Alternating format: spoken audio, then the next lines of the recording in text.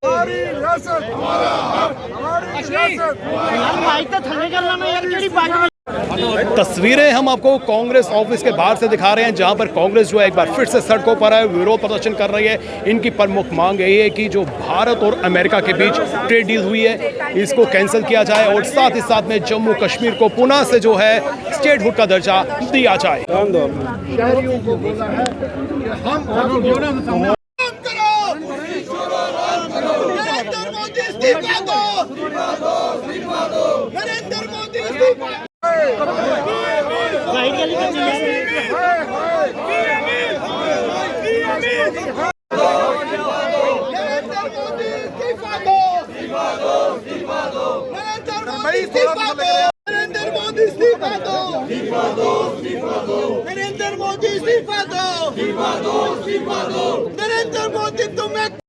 Statehood हमारा एक stated stand है, इलेक्शन से पहले भी, इलेक्शन के बाद भी और सरकार बनने के बाद भी। हम अपने उस स्टैंड को रीइटरेट कर रहे हैं कि हमारी रियासत का दर्जा जो है वो बहाल होना चाहिए। हमें किसी से हम कोई भीख नहीं मांग रहे, हम किसी से कोई फेवर नहीं मांग रहे। हमारी कॉन्स्टिट्यूशनल गारंटीज जो हैं वो हमें वापस दी जानी चाहिए और जब तक हमें ये वापस नहीं मिलेंगी इंडियन नेशनल कांग्रेस उसके वास्ते जिद्दोजहद करती रहेगी। जी, ट्रेड डील के विरोध में, ट्रेड डील से आपको अगर आपत्ति नहीं है, अगर आपके किचन में गैस 60 रुपए महंगे होने के बजाय सस्ता आ गया है तो आपको आपत्ति नहीं होगी। मेरे घर और बाकी सबके घर में वो महंगा आ रहा है और साथ साथ हम चाहते हैं नरेंद्र मोदी जिसने सत्यानाश कर दिया, ये वो हिंदुस्तान है जिस हिंदुस्तान की 165 मुल्कों में से 100 मुल्कों में गांधी जी की प्रतिमा है। हम नॉन अलाइंड मूवमेंट के चैंपियंस थे, हम सार्क के चैंपियंस थे।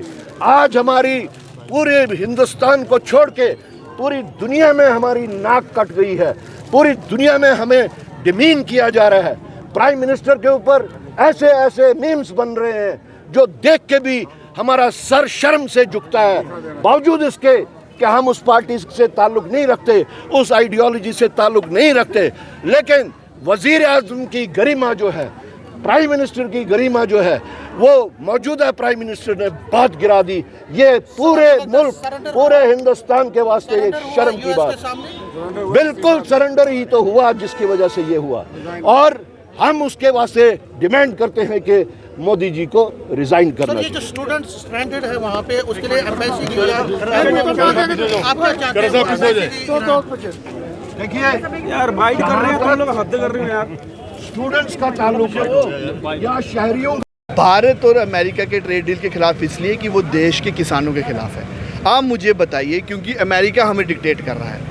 आपका हमारे बिल्कुल साथ वाला मुल्क बांग्लादेश है, वो टेक्सटाइल इंडस्ट्री जो वहाँ पे है, कपड़ा वहाँ पे बनेगा, उन पे 0% टैक्स लगेगा। हमारे वाले जब बनाएंगे बिल्कुल साथ वाला मुल्क तो 18% टैक्स लगेगा। तो बताइए फ़ायदा किसको होगा? तब तो लोग बांग्लादेश से लेंगे। आपके बाहर के डेयरी प्रोडक्ट्स जो हैं, फार्म प्रोडक्ट्स जो हैं, एग्रीकल्चर जो चीज़ें हैं, जब वो अमेरिका में आएंगी वो सब्सिडाइज आएंगी और टैक्स फ्री आएंगी। हमारे किसानों के ऊपर जो प्रोडक्ट्स हैं उनके ऊपर टैक्स लगेगा।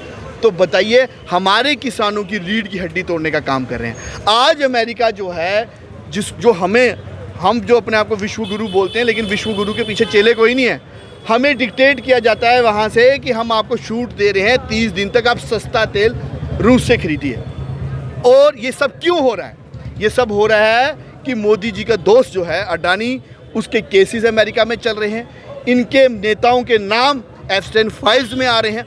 इन सब को छुपाने के लिए देश की आस्मिकता के साथ जो है खेल किया जा रहा है। ये हम बिल्कुल बर्दाश्त नहीं करेंगे और इसके खिलाफ हम प्रदर्शन करते हैं। प्रदर्शन लगातार जो है कांग्रेस कर रही है। मांग क्या कर रही है कांग्रेस? हम मांग कर रहे हैं कि ये जो यूएस और इंडिया की ट्रेड डील हुई है, इसका खासकर हमारे देश के किसानों पे जो है वो एक भारी नुकसान होगा, तो इसको वापस लिया जाए और अन्यथा हम इसी तरीके से प्रोटेस्ट करते रहें।